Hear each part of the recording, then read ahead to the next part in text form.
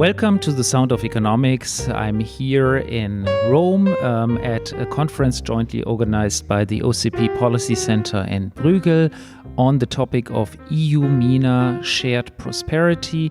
We are discussing trade relations in the Mediterranean, the trade relations between Europe and the North African economies. We are discussing value-added chains. We are discussing the structural domestic economic problems on both sides of the Mediterranean, actually.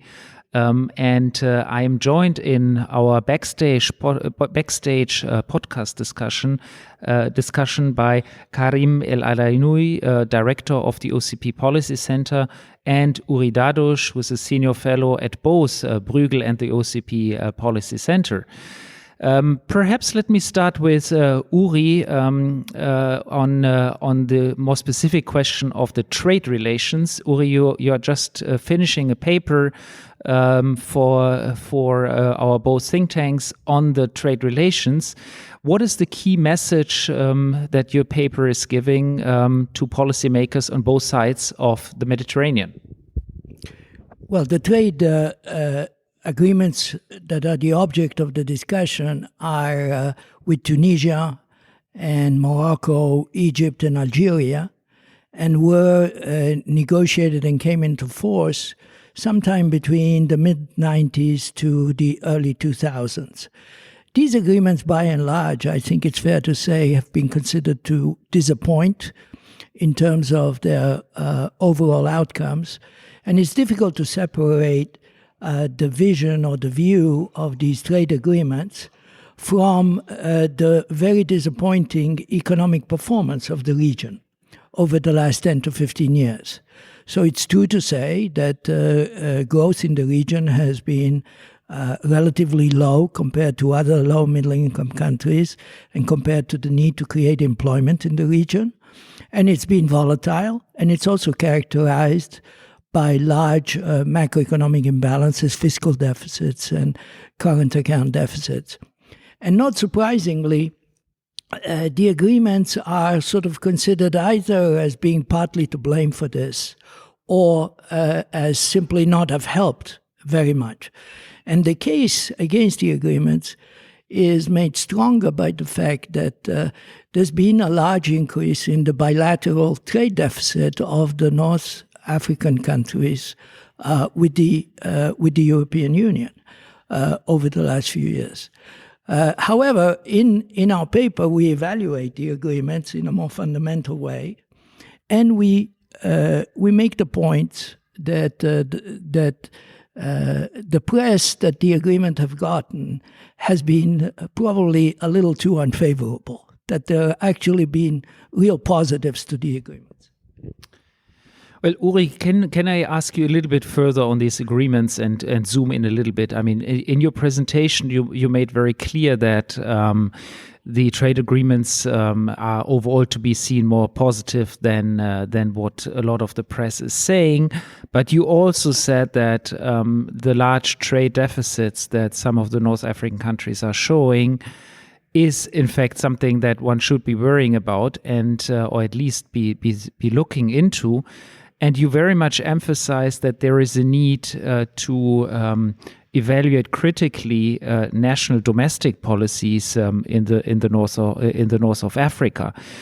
The intuitive reaction that one could give to this is, well, trade deficits are actually what we would like to see in these countries because they are catching up economies, so there should be capital inflow, there should be investment into those countries, and only to the extent that capital inflows are not productive and go into unproductive uses, consumption, and so on, we have a sustainability problem. Otherwise, why worry about trade deficits and capital inflows into these catching up economies?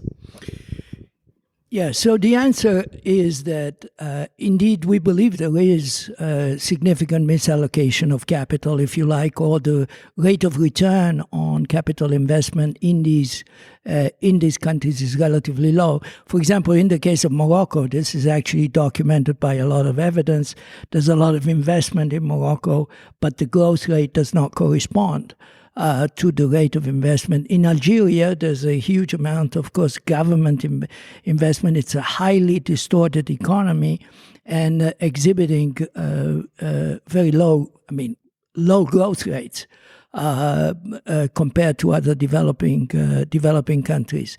And you have similar sorts of problems in Egypt and Tunisia, where perhaps the evidence is less well developed. So the answer is yes, we believe there is misallocation of investment. There is a low rate of return on investment, reflecting in particular the weaknesses in domestic policies. But that's not the whole story, because a part of the current account deficit is, by definition, also the result of domestic savings. And domestic savings are lower than they should be, in part because of the very large budget deficits that these countries have been running.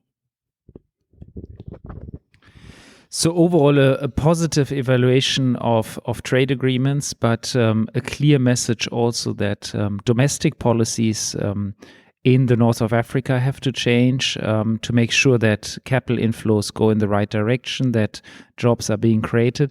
So overall, a very clear positive evaluation of trade agreements, but also a clear warning that without accompanying changes in domestic policies, there is a risk that trade deficits might turn into unsustainability, but also into a lack of appropriate job creation in the north of Africa, but also a clear message for domestic policy reform needs in the European Union on agricultural policies and other issues, so as to open markets and have more reciprocal, more symmetric agreements, giving more opportunities for both sides of the Mediterranean to grow.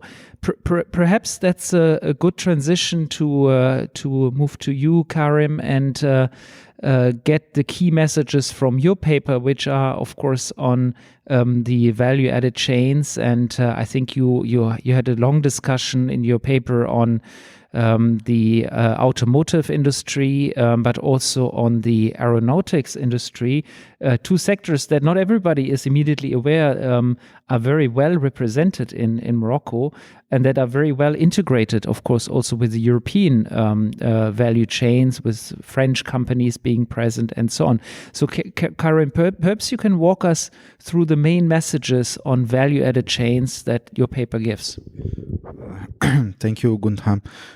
Yes, and I think it's a good news, and it, in a way, gives also a positive assessment of the free trade agreements that have been judged as being negative in a sort of, I would say, a harsh way.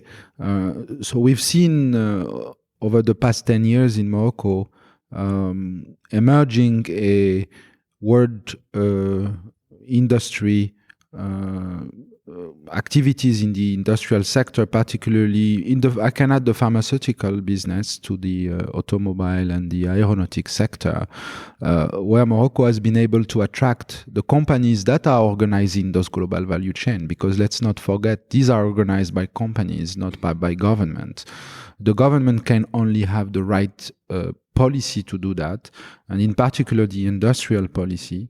And today, Morocco, for instance, from basically a couple of less than 20,000 cars in the automobile sector, is now exporting about 400,000 cars a year. And this has happened in the very short time span, about less than 6 years.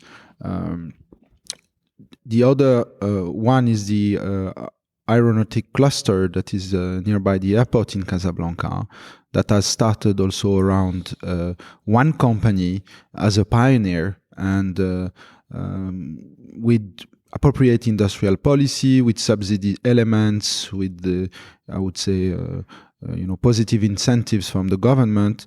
But at some point, it has a self-sustainability as skills are developing, and you have the labor market and positive externalities from the investment of the pioneer that have allowed others to come. And the same story goes in the pharmaceutical industry that was initially incentivized through a sort of import substitution policy, and that has over the recent year evolved toward a model that is included in the global value chain of the largest pharmaceutical companies in the world. And I would say that this kind of dynamics, combined with strong domestic policies that you mentioned earlier on, with the framework of the free trade agreement with the European Union, has been the framework at the heart of this success, basically. So we have to look at this way beyond just trade flows. It is also about foreign direct investment. It is also about producing locally, being integrated in this global value chain. And one interesting fact that we show in the paper is that this is not only about trade of finished products or intermediate products, but it's also about trading services. And a big chunk of those exchange of intermediate products take place in the area of the service sector, but also imported, but also produced locally in Morocco, and with very interesting dynamics and effects on the national domestic sector, that in some activities that were basically non-traded for Morocco, that have become through investment in the manufacturing sector traded services. Can you perhaps give our listeners a few concrete figures and numbers in terms of the automobile industry? I think you showed the number of cars that are being produced in Morocco and being exported, but perhaps also in the aeronautic or pharmaceutical sector. I mean, how much is produced and how much is being exported? I mean, I think the sheer numbers are actually very interesting, because the numbers are much more significant than at least I expected. Yes, if I take, for instance, to give you a number on the embedded component of service activities, it is about 30% of the total value added produced in that sector, which is not marginal. And about 20% comes from foreign generated value added, and about 10% in Morocco. So these are not small numbers. Today, exports of automobile is the largest export in Morocco. For a long time, it has been phosphate and its derivatives. Yes. How many? Cars? It's about end of 2017 was about 375,000 cars, and I think they will be maybe reaching 400,000 cars by the end of 2018. There's a new investment by PSA, Peugeot.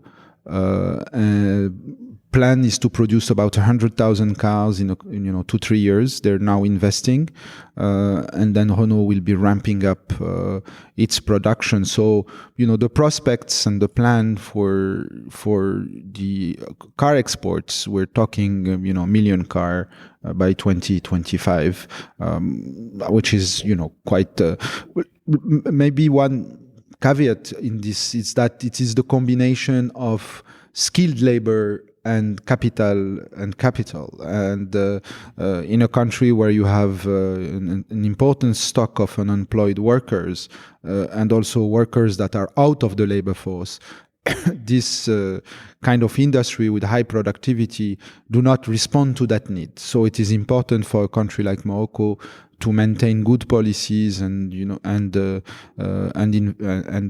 attractiveness in labor-intensive industries such as the tourism sector, which have a lower productivity but which provides for employment.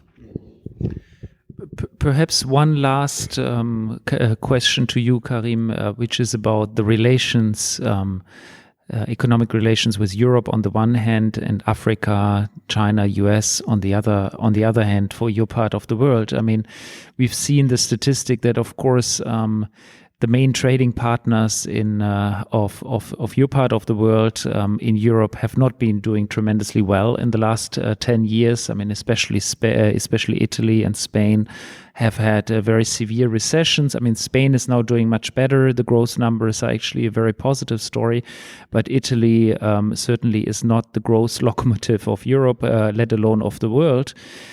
While major other growth centers, China is far away, the US is pretty far away, and then that leaves you, of course, with Africa, where connectivity is still not great between your part of the world and Africa. But and the growth rates, of course, of Africa are better, but also not brilliant, depending on where you look. So where is Morocco and the broader region looking at this stage? What is the key regions you are looking at for growth, for exports, for new value creation? That's a great question from a great economist. But it's I think we need to, if you look at Europe on a long, in the long run, basically, potential growth, and as you know, the estimations are quite, iffy. They're not very robust, but you can expect about 1.5%. Long run growth.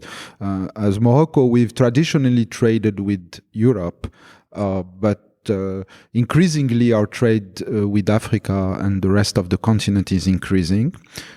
Because of course, the average growth rate of the continent of the West African countries will be around 5%. And if you project it over the next 20-25 years, it's maybe 6 to 7%. So I see this as an opportunity. Of course, there are barriers such as network infrastructure, but you could see this as an opportunity. For investment, for private capital, these are profitable investments, and this is where we could do this together.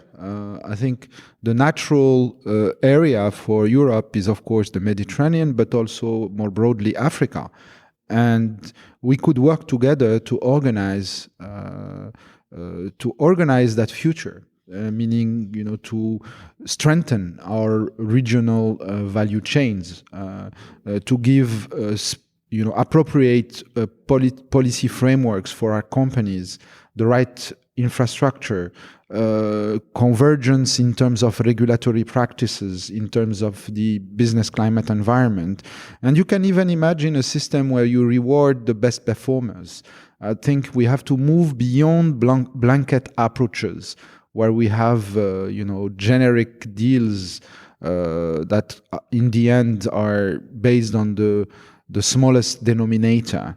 I think we should take countries that want to to go further, to go deeper, to be more serious, and to accept, sort of peer evaluation. I can give concrete example. We were talking about the aeronautics in Morocco. We are already becoming less and less competitive on some of the activities. You could organize and help organize through appropriate industrial policy and agreements, value chains with other countries in sub-Saharan Africa, and that could combine Morocco, sub-Saharan Africa, and Europe. Well, this brings us to the end of this podcast. Thank you very much, Karim. Thank you very much, Uri, for this discussion on EU-MENA shared prosperity.